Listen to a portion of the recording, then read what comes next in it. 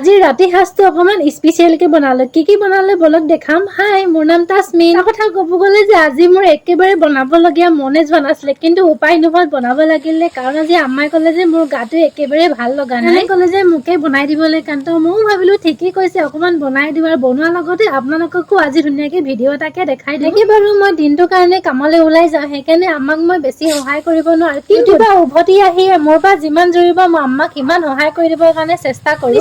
আপোনালোকৰ মাবোৰক এনেকেই সহায় কৰিব দেই কামত। তাকে আজি ৰাতি সাজত বনালো বন্ধাকবিৰ চব্জি আৰু মাছৰ ঝোল। আপোনালোকে মাছৰ ঝোল খাই কেনেকুৱা পায় ক'ব দেই। গতিকে ভাবিলো মই ভাল পোৱা বেগুন ফ্ৰাই কেইটামানকে কৰি দিওঁ, খায়ো ভাল লাগিল। সিজোৱা হোৱাৰ পিছত মই গোটেই কিচেনটো একেবাৰে ক্লিন কৰি দিলো। আপোনালোকে ৰাতি সাজত কি খাই ভাল পায় মোক কমেন্টত জনাব দেই। বনাওঁতে ইমানে সময় হৈ গ'ল যে একেবাৰে আমাৰ ভাত খোৱা সময় হৈ গ'ল, সেইকাৰণে বলকচোন ধুনীয়াকে প্লেটিংটোৱে কৰো।